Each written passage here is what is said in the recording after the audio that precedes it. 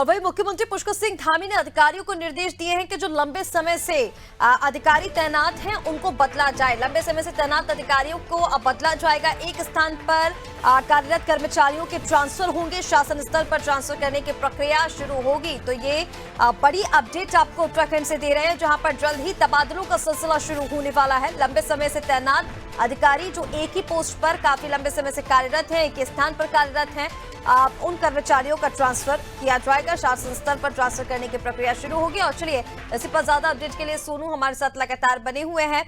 सोनू, देखिए, जब भी हम लगातार देख रहे हैं कि उत्तराखंड सरकार की तरफ से भ्रष्टाचार पर लगाम कसी जा रही है, किसी भी तरह की कोई भी गड़बड़ी ना हो, अधिकारियों की लापरवाही पर सख्त एक्शन लिया जा रहा है। और अब इसी क्रम में हम ये देख सकते हैं कि सीएम की तरफ से अधिकारियों को निर्देश दिए गए हैं कि जो एक ही स्थान पर कार्यरत हैं, क्योंकि इससे कई सारी चीजों का डर जो है वो बढ़ जाता है। हालांकि उत्तराखंड सरकार की बात की जाए तो इस तरह की घटनाएं कम ही होती हैं, लेकिन उसके बाद भी सीएम की तरफ से सख्त निर्देश है कि अगर एक ही स्थान पर कोई कर्मचारी लंबे समय से कार्यरत है तो उसका ट्रांसफर किया जाए, जिसकी तैयारी शासन स्तर पर शुरू हो गई है।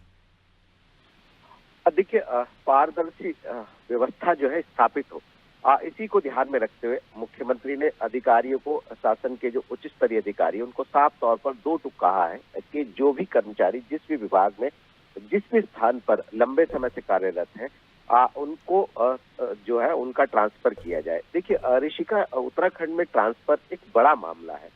कर्मचारियों का, अधिकारियों का, खास तौर से मैदानी क्षेत्रों से पर्वतीय क्षेत्रों तक और पर्वतीय क्षेत्रों से मैदानी क्षेत्रों तक, जिन कर्मचारियों को, अधिकारियों को पर्वतीय क्षेत्रों में तैनात किया जाता है, वो वहां पर ज्यादा समय रुकना नहीं चाहते हैं।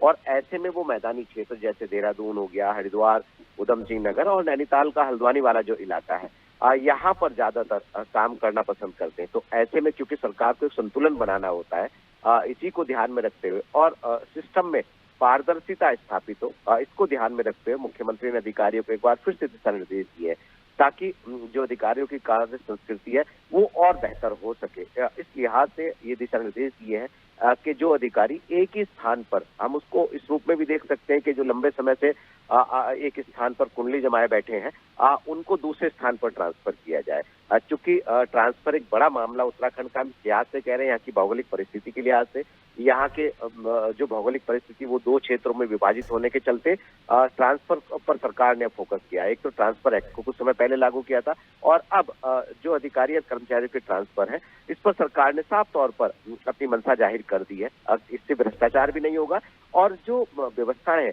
वो और पारदर्शी हो सकेंगी। तो उम्मीद यही की जा रही है कि मुख्यमंत्री के दिशा निर्देश के बाद अब शासन स्तर पर कवायद होगी और उसके बाद जो भी अधिकारी है उनकी सूची तैयार की जाएगी। किसी भी विभाग के कोई भी कर्मचारी, अधिकारी कहीं पर भी अगर लंबे समय से तैनात है तो उनको दूसरे स्थान पर जो है वो ट्रांसफर किया जाएगा। बिल्कुल ठीक कहा सोनू आपने कि एक पारदर्शी प्रक्रिया है और सीएम की तरफ से सख्त निर्देश अधिकारियों को दिए गए हैं कि अगर कोई भी कर्मचारी एक स्थान पर लंबे समय से कार्यरत है तो उनके ट्रांसफर यानी कि उनके तबादले कर दिए जाए। फिलहाल तमाम जानकारी के लिए सोनू आपका बहुत शुक्रिया। तो ये बड़ी अपडेट आपको दे रहे हैं, जहां जल्द ही आपको ट्रांसफर का सिलसिला जो है उत्तराखंड में देखने को मिलेगा। शासन स्तर पर ट्रांसफर करने की प्रक्रिया जो है वो शुरू हो चुकी है।